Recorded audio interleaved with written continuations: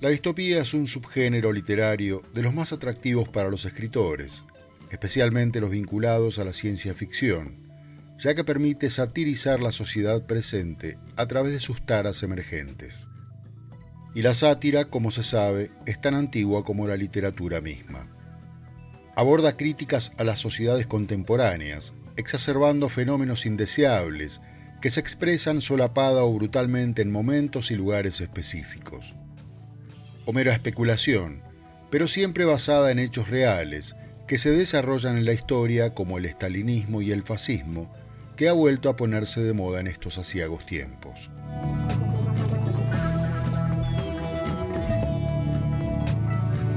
Si en el siglo XVI Tomás Moro pretendió una comunidad ideal, la distopía expresa lo contrario. Sociedades organizadas, pero sobre la base de poderes usualmente totalitarios. Son mundos surgidos de la propia evolución histórica, o de cataclismos sociales o naturales, cuya principal característica es la deshumanización del individuo. Universos futuros donde la opresión y la pesadilla reinan a caballo de tecnologías avanzadas, siendo aparentemente perfectas en las que, sin embargo, subyace el horror.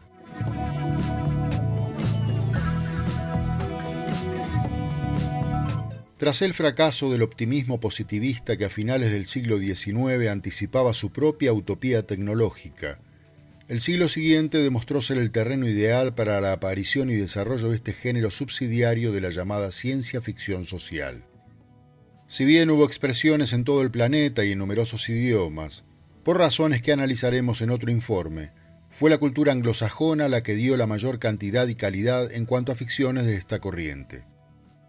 Y podríamos situar el principio de esta historia en 1909, cuando el inglés E.M. Forster publica La máquina se para o La máquina se detiene en la Oxford and Cambridge Review para denunciar el abuso de la tecnología y de sus consecuencias sociales a gran escala.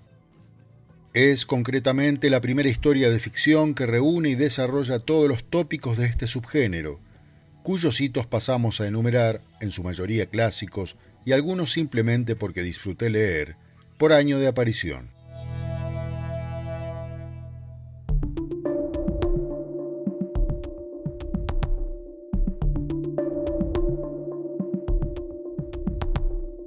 Edward Morgan Forster ya ha publicado novelas como El más largo viaje, 1907, y su célebre Una habitación con vistas, 1908, cuando da a conocer The Machine Stop.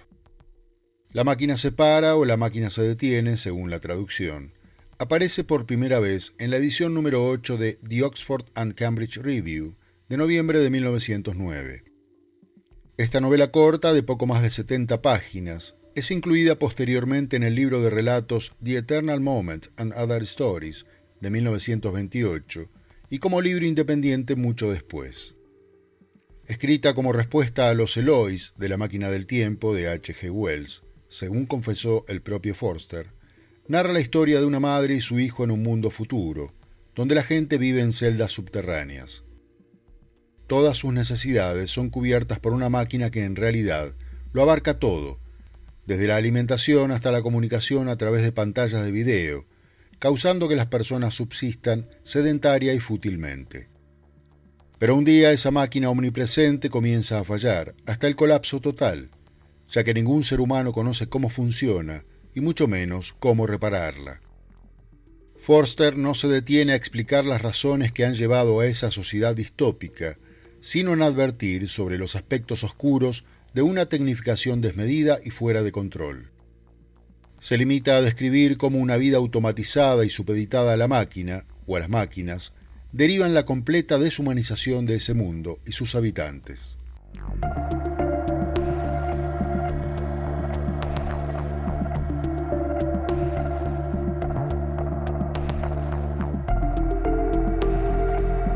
Como muchos intelectuales rusos de aquella época, Yevgeny Zamyatin sufrió persecución, arrestos y exilios por oponerse al régimen zarista que ya tambaleaba a principios del siglo XX. Adhiere a la revolución bolchevique, pero con la muerte de Lenin y la asunción de Stalin, sus obras narrativas y teatrales comienzan a ser censuradas. Incluso la que se convertiría en su obra capital, Nosotros, escrita hacia 1920, cuando ya era un autor reconocido en la URSS, publicándose primero en inglés, luego en francés y más tarde en ruso. Tiene cierta lógica. La novela nos habla de una ciudad de cristal y acero y del Estado único, que somete a sus habitantes a la inflexible autoridad del bienhechor. Los hombres número trabajan con horarios fijos y siempre a la vista de todos, sin nada que se parezca a vida privada. El yo ha dejado lugar al nosotros de colmena, con la consiguiente deshumanización del individuo. D503, narrador de esta historia aterradora, se enamora y, como se sabe, el amor equivale a rebelión y el instinto sexual al deseo de libertad. A D503 le extirpan el ganglio craneano de la fantasía y el Estado único parece triunfar, pero más allá de los muros de la ciudad hay nómadas, morenos, blancos y negros, que más temprano que tarde desafiarán al bienhechor. Mucho después, George Orwell confesó haberse inspirado en nosotros para su celebérrima 1984, incluida más adelante en este informe.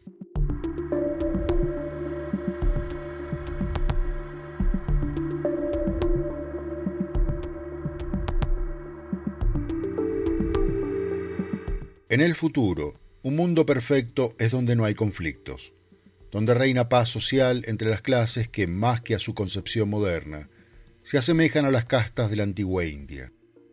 Un mundo feliz, publicada en 1932, muestra una sociedad donde la humanidad ha alcanzado la utopía a través del control tecnológico y la manipulación genética de los seres humanos.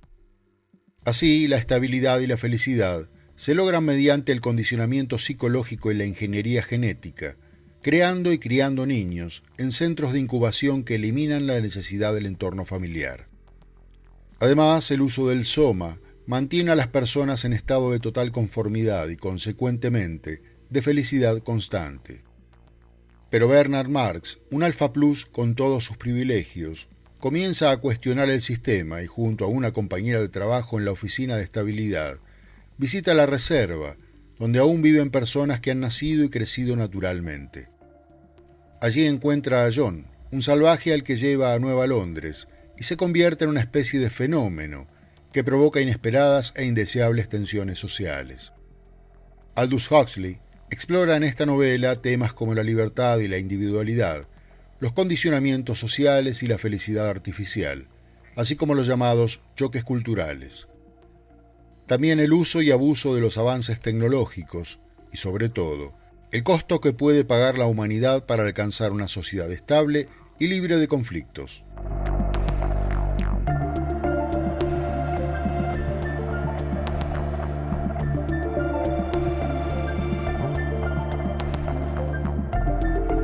Inspirada en la reseñada Nosotros, la novela de George Orwell presenta una sociedad gobernada por un partido político totalitario, que tiene a Gran Hermano o Hermano Mayor como figura omnipresente. Un régimen que basa su poder en la neolengua, versión simplificada del idioma, para dominar el pensamiento de los miembros del partido único, no se puede pensar lo que no se puede nombrar, e inviabilizar todo cuestionamiento. Estamos en Oceanía, que comprende el Reino Unido e Irlanda, América, Australia y Nueva Zelanda, y el sur de África, y mantiene una guerra eterna contra las otras dos potencias globales, Eurasia, Europa continental y la Unión Soviética, y Eastasia, China, Japón y Corea. El protagonista trabaja en el Ministerio de la Verdad, donde se encarga de alterar documentos, diarios, libros y fotografías, por ejemplo, para que coincidan con la versión oficial del Partido Único respecto al desarrollo de la historia. Pero Winston Smith comienza a cuestionar el férreo y opresivo control estatal y se involucra en una relación secreta con una colega para buscar la verdad en un mundo donde la vigilancia, la propaganda y la manipulación lo abarcan todo.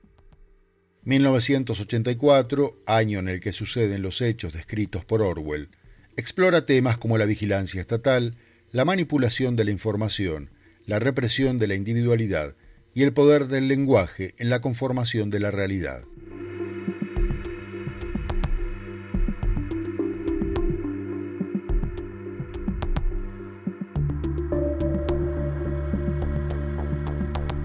El papel arde a 232 grados centígrados, o 451 grados Fahrenheit, según el sistema utilizado en el mundo anglosajón, que le sirve a Ray Bradbury para dar título a esta obra maestra de la ciencia ficción. La historia transcurre en una sociedad futura donde los libros están prohibidos y los bomberos tienen la paradójica misión de quemarlos allí donde se los encuentre. Es que los libros promueven el pensamiento crítico y por tanto son considerados peligrosos para la estabilidad social y sobre todo para el Estado opresor. Montag es uno de esos bomberos y justifica su trabajo hasta que conoce a Clarice, una joven que cuestiona las normas sociales imperantes y tienen a la ignorancia y el conformismo como pilares. La muerte de Clarice desata la crisis existencial del protagonista, quien empieza a leer libros en secreto y se da cuenta de la superficialidad de su vida, cuestionando el statu quo. Finalmente se une a una comunidad de rebeldes que tiene su propia misión: memorizar los libros que los bomberos queman para preservar su contenido y eventualmente reconstruir la cultura humana una vez que esa sociedad distópica colapse. Fahrenheit 451 explora temas como la censura, la libertad de expresión y el poder de los libros y la literatura como vehículos de conocimiento y libertad individual contra el conformismo y la alienación.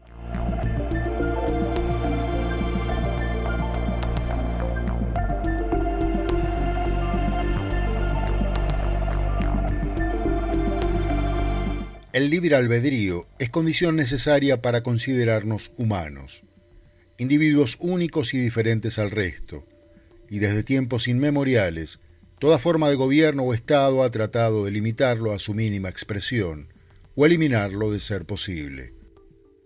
Los métodos utilizados para ello son tópicos recurrentes en la ciencia ficción distópica, que van desde los más brutales, como la represión o la cirugía, hasta los más sofisticados, como el condicionamiento genético, psicológico o emocional.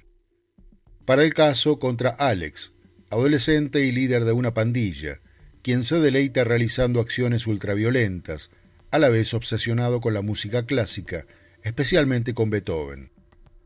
Él y su grupo de Drogs cometen una serie de crímenes atroces, pero el líder es finalmente arrestado, luego de que alguno de sus compañeros lo traiciona.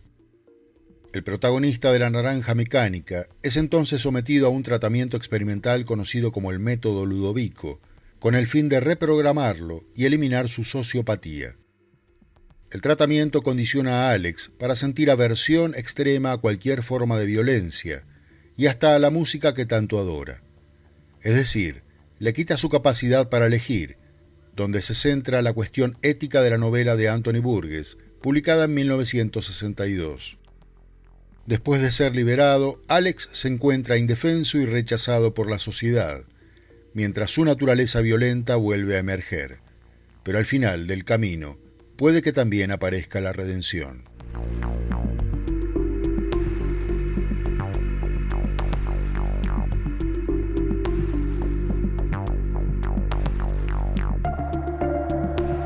Todo comienza cuando en la época de viajes interplanetarios regulares, una pareja encuentra en el espacio una botella flotando a la deriva, con un pergamino en su interior en el que Ulises Merú cuenta su historia. Corre el año 2500 cuando emprende un viaje espacial junto a otros dos hombres y un chimpancé llamado Héctor, llegando al distante planeta Soror, muy similar a la Tierra, pero con sus propias reglas evolutivas. Los simios, gorilas, chimpancés y orangutanes, son la especie dominante y han levantado una avanzada civilización, mientras que los humanos son primitivos y esclavizados. Al arribar a ese planeta distópico, Ulises es capturado y estudiado como un espécimen raro, como un fenómeno o anomalía que intenta demostrar su inteligencia para emprender el viaje de regreso a la Tierra. Publicada por primera vez en Francia en 1963 y el mismo año en los Estados Unidos, El planeta de los simios significa un nuevo éxito global para su autor, el francés Pierre Boulez. Incluso a nivel cinematográfico, ya que en 1968 es llevada a la pantalla grande para iniciar una longeva y millonaria franquicia que llega hasta nuestros días. La obra plantea temas profundos sobre la naturaleza humana la evolución y la relación entre el poder y la inteligencia, con un final impactante que sorprende e invita a la reflexión del lector.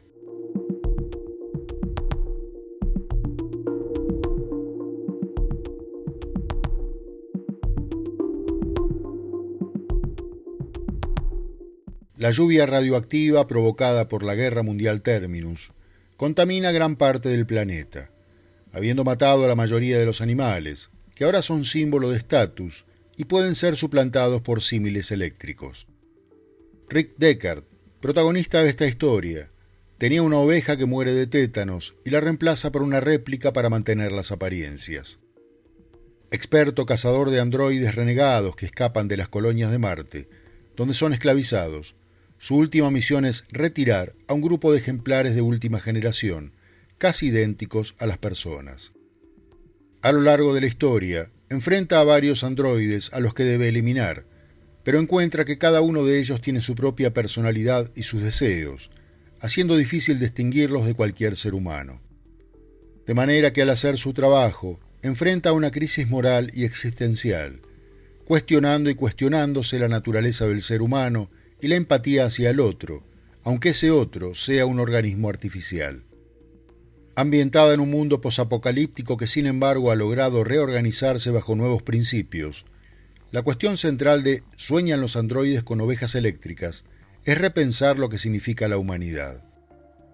Philip K. Dick, quien ya había publicado clásicos del género como la ucronía El hombre en el castillo, reflexiona también acerca de la dependencia de la tecnología, la deshumanización, la ética y la búsqueda de autenticidad.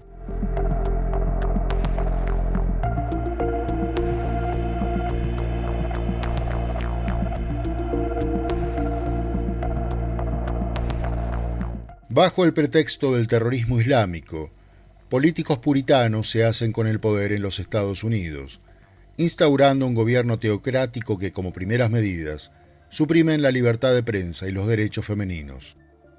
Las mujeres son reducidas a roles específicos basados en su fertilidad, forzadas a convertirse en criadas para las élites, como esposas, trabajadoras domésticas u otras categorías subordinadas. El cuento de la criada se desarrolla en la nueva República de Gilead, en alusión a la región mencionada en la Biblia hebrea, y sigue la historia de Defret, una de las muchas criadas cuya única función es procrear. Si Defret se rebela o no es capaz de concebir, la muerte le espera en ejecución pública o el destierro en las colonias, donde sucumbirá por la polución de los residuos tóxicos. Y el régimen lo controla todo de las mujeres, ejerciendo un poder omnímodo y despótico, su alimentación, su indumentaria y su actividad sexual. Sin embargo, ni siquiera el gobierno más tiránico que se atribuye al mandato de un Dios todopoderoso puede dominar sus pensamientos ni sus deseos. A través de los recuerdos y experiencias de la protagonista, Margaret Atwood aborda temas como el control del cuerpo femenino, la pérdida de identidad, los peligros del autoritarismo y la religión, y la lucha por la autonomía y la dignidad.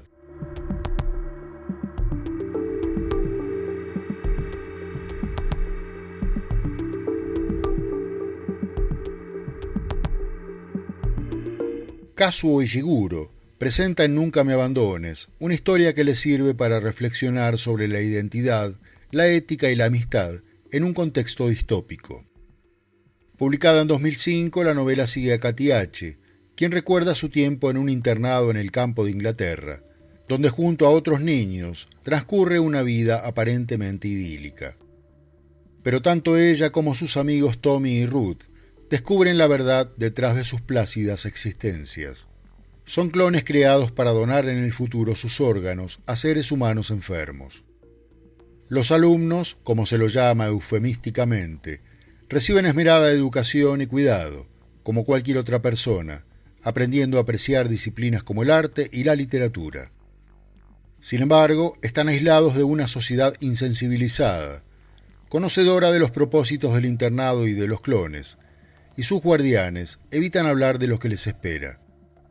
A medida que avanzan hacia el destino inevitable, los protagonistas enfrentan dilemas morales y emocionales que desafían su comprensión de lo que significa identidad.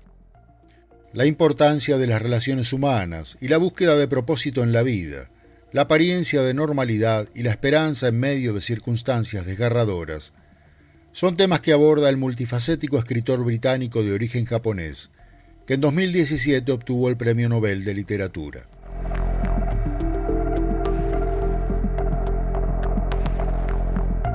Espero hayas disfrutado de este informe y dejas tu comentario sobre estas u otras distopías a destacar. No olvides compartirlo, darle me gusta, suscribirte al canal y activar la campanita para recibir todas las notificaciones. Y por favor, seguí mirando algunos de los videos que se recomiendan al final de este. Muchas gracias.